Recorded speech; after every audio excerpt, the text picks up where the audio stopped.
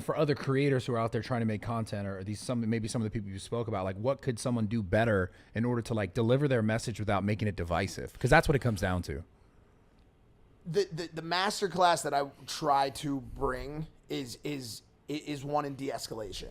Okay, and unfortunately, the way that the internet and media is set up, escalation is the route to success. People don't want to see a scenario de-escalate. They're not going to watch that. No one wants to be like, oh, the retweet percentage or the engagement on Twitter for a realistic, longing peace in the Middle East would be 1%.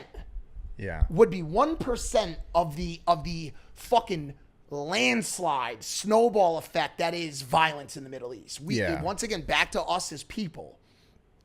So no one gives a shit about my de-escalation tactics. I've wanted to write about it in my second book, but like, if you're really smart, if you're really intelligent, you understand the power of de-escalation and balance, then you want to hear about it.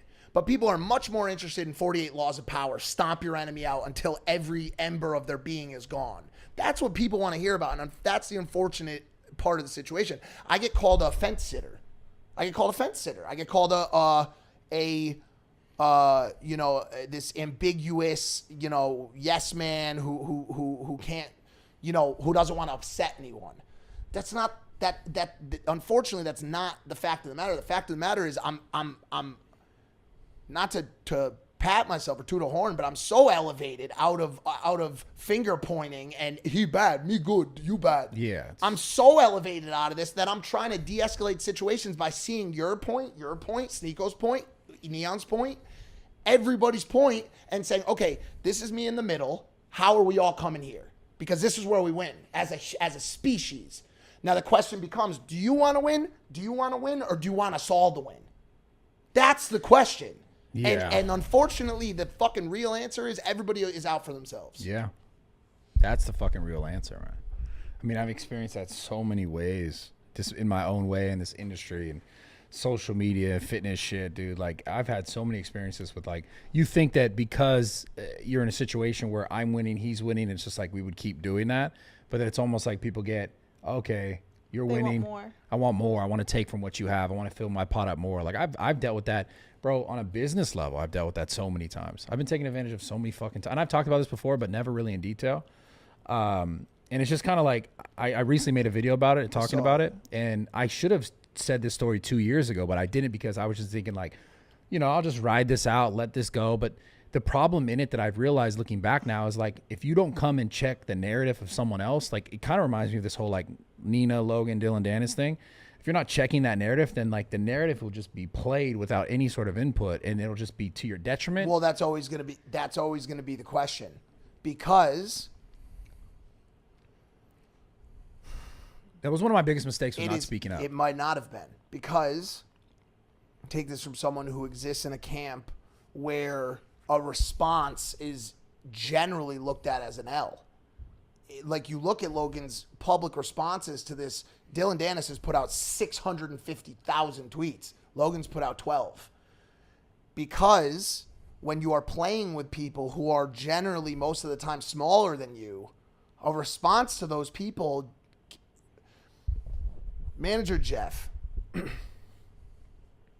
because of unfortunately what happened with CryptoZoo and his and how that storyline has played out, has gotten a bad shake.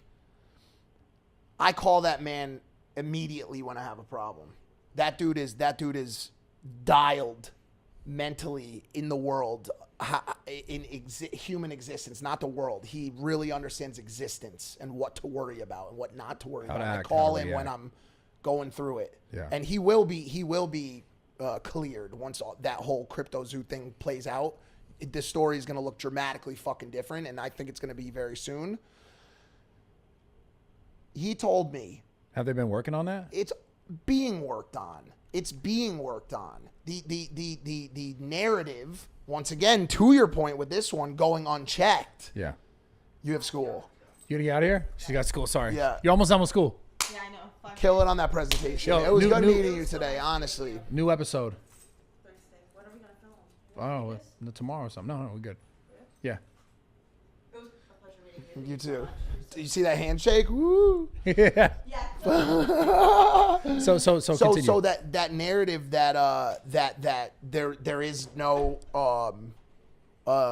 payback and that there's not going to be a resolution is wrong. Just gonna say that. I'm just gonna say. And keep in mind, uninvolved party, and that's probably why I can even say what I'm saying. Like, never had any involvement, blah blah blah. So I can say what I'm saying about it, right? Yeah. That shit will play out, and everything will look different. That's all I'm gonna say, right? Yeah. Manager Jeff told me a long time ago, all of this back and forth, this content shit, is a tennis match. When someone says something about you, something negative, calls you this, calls you that, they're hitting the ball over the net.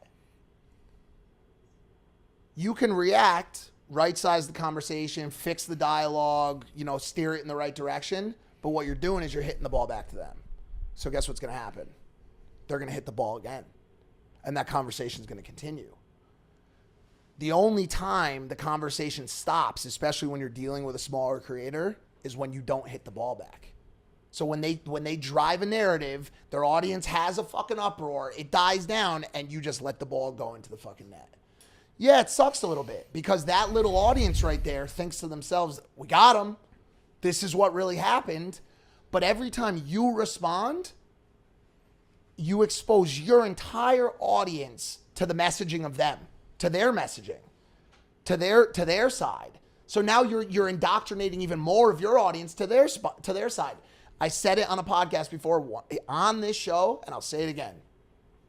A wise man told me don't argue with fools because people from a distance can tell who is who. Every time you argue with someone who you know is fucking stupid and their narrative is wrong, you appear stupid and wrong. Yeah. Because you're sitting there and people are watching from 30,000 feet saying, look at these idiots arguing with each other. But there are some things that need to be addressed. 1,000%. And for me in that situation specifically, I let it go for too long. Where I just because I saw a narrative and I watched it and you could see people talking about it. You could see the other creators keep in that small space, and which is a big space, but a small enough space where people can just I could talk about Bradley and get this and get that. And it's just this narrative spun about me as my brand and me as a person without really knowing the true story in that video, and in that video, it wasn't it was no tennis. It was like, hey, these are the facts. These are the screenshots. This is how it was used since 2015. Right. I've never talked about this. I'm finally telling the truth. And people's response was like, "What the fuck?" Yeah, like you. And I also opened and invited open dialogue with the owners to come and sit here on a live stream and explain that. They're definitely not doing that. They wouldn't do that because they couldn't sit here and sit across from me and explain to me why they took my customer list.